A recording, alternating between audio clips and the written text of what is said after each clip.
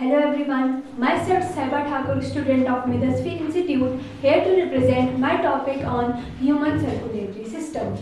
So what is human circulatory system? It consists of basically three parts, which is heart, blood vessels and blood. In human heart we have 4 chambers, means we have 2 atrium and 2 ventricle. Then blood vessels. Blood vessels is further divided into 3 parts, which is arteries, veins and capillaries. अब जो हमारे पास arteries होती है उसमें oxygenated blood होता है और जो veins होती है उसमें deoxygenated blood होता है और capillaries का काम होता है exchange of O2 and CO2 between blood and tissues in body. अब यहाँ पर हमारे पास एक एक्सेप्शन आती है पल्मोनरी आर्टरी और पल्मोनरी वेन्स के केस में. जो पल्मोनरी आर्टरी होती है हमें पता है कि आर्टरीज में ऑक्सीजनेटेड ब्लड होता है, बट पल्मोनरी आर्टरी जो होती है उसमें डीऑक्सीजनेटेड ब्लड होता है. कहाँ पर? Near the heart. और जो वेन्स होती है हमें पता है कि इसमें डीऑक्सीजनेटेड ब्लड होता है, बट जो पल्मोनरी वेन्स होती है उसमें ऑक्सीजनेटेड ब्लड आता है. कहाँ? हार्ट के केस में, जो कि हम नेक्स्ट टॉपिक में पढ़ने वाले हैं.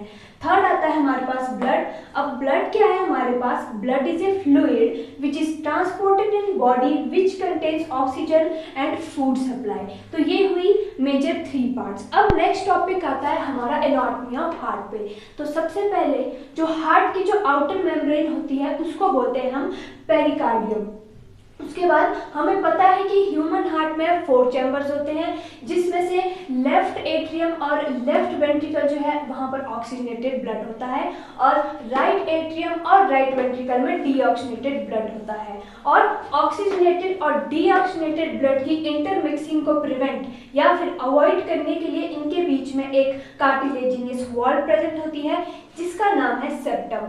जो सेप्टम दोनों एट्रियम के बीच में प्रेजेंट है उन्हें बोलेंगे हम इंटर एट्रियल सेप्टम, और जो सेप्टम दोनों वेंट्रिकल के बीच में प्रेजेंट है उसे बोलेंगे हम इंटर वेंट्रिकुलर सेप्टम.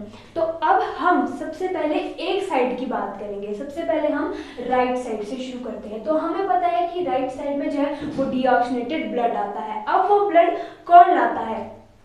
तो वो ब्लड लाती है वेना कावास, सुपीरियर वेना कावा और इंफीरियर वेना कावा.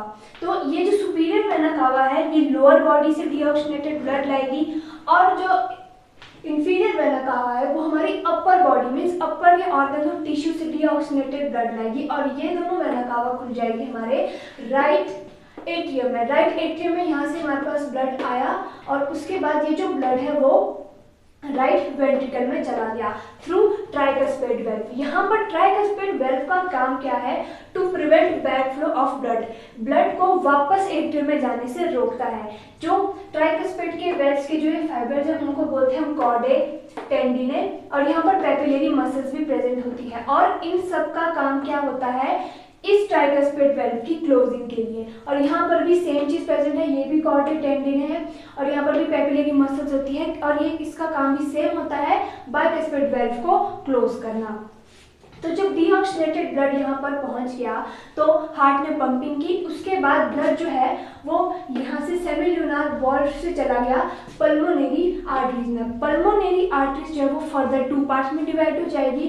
जो ये वाली आर्टरी है वो खुल जाएगी लेफ्ट लंग के लिए और जो ये वाली पल्मोनरी आर्टरी है ये खुल जाएगी राइट लंग के लिए, ताकि जो सारा डीऑक्सीजनेटेड ब्लड है वो वहाँ पर जाके ऑक्सीजनेटेड हो जाए.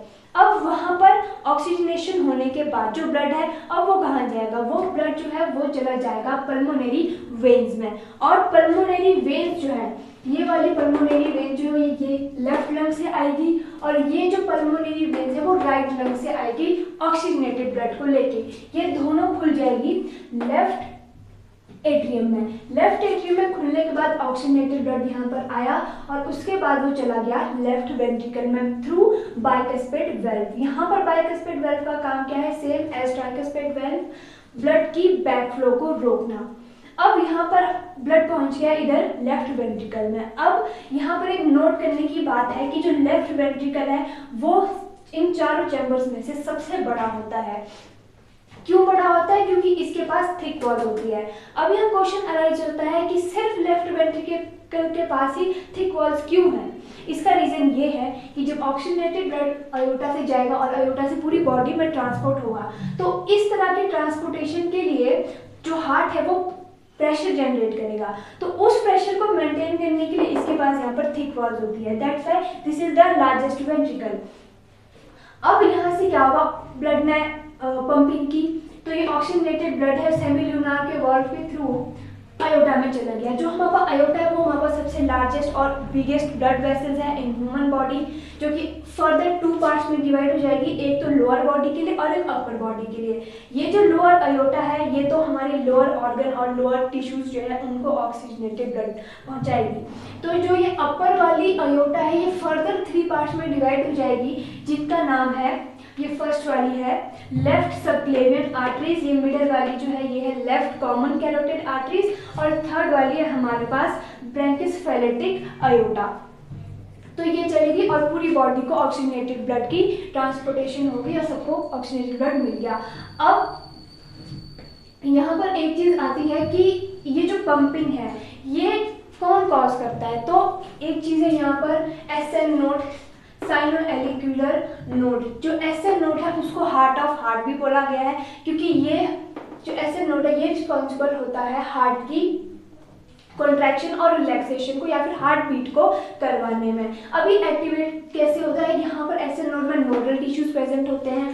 तो क्या होता है, जब वेना कावा से यहाँ पर ब्लड आता है और ब्लड इस पे गिरता है तो यहाँ पर जो नोडल टिश्यू होते हैं वो एक्टिवेट हो जाते हैं और एक स्टिमुलाई जनरेट करते हैं, जो कि एसएन नोड जो है वो उस स्टिमुलाई को आगे ट्रांसफर करता है एवी नोड में, एट्रियो वेंट्रिकुलर नोड में। एवी नोड जो है वो फर्दर बंडल ऑफ हिस को स्टिमुलाई ट्रांसपोर्ट करता है या फिर ट्रांसफर करता है, और उसके बाद ये जो बंडल ऑफ हिस है वो पुरकिंजे फाइबर को जो है वो स्टिमुलाई को ट्रांसफर कर देता है। ये जो पुरकिंजे फाइबर है ये पूरी हार्ट मसल्स में प्रेजेंट होते हैं और ये करवाता है कॉन्ट्रैक्शन एंड रिलैक्सेशन।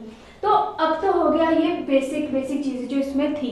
अब जो हमारे पास यहाँ पर कुछ पॉइंट्स आते हैं, जैसे ब्लड प्रेशर हो गया।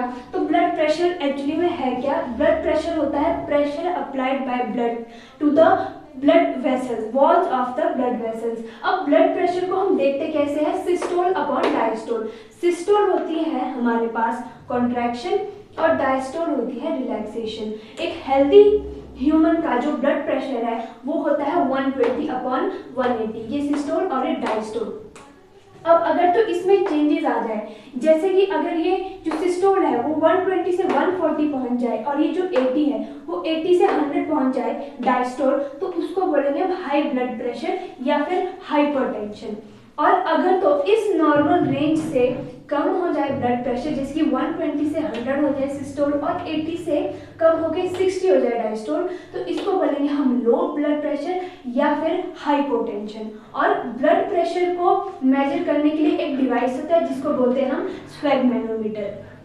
दूसरा पॉइंट आता है हमारे पास कि अब हार्ट तो है वो ऑक्सीजनेटेड ब्लड हमारी पूरी बॉडी को ट्रांसपोर्ट कर देता है, पर हार्ट की मसल्स को कौन करता है ऑक्सीजनेटेड ब्लड ट्रांसफर, वो है हमारे पास कैरोटिड आर्टरी, कोरोनरी आर्टरी। उसके बाद आते हैं हार्ट, उसके बाद आता है हार्ट बीट का कॉन्सेप्ट। एक हेल्थी पर्सन जो है उसमें पर मिनट हार्ट बीट जो होती है वो होती है 70 to 75 टाइम्स, और एक हार्ट बीट को होने में लग जाता है 0.8 seconds.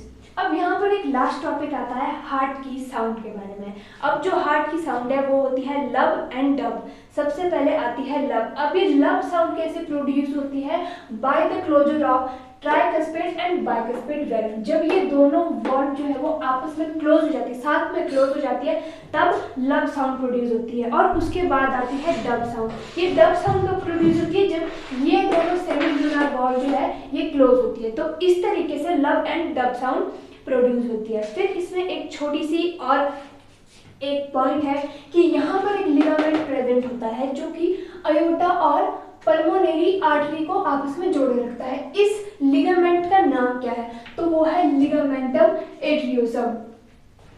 So that's all about basic information of human circulatory system. Thank you.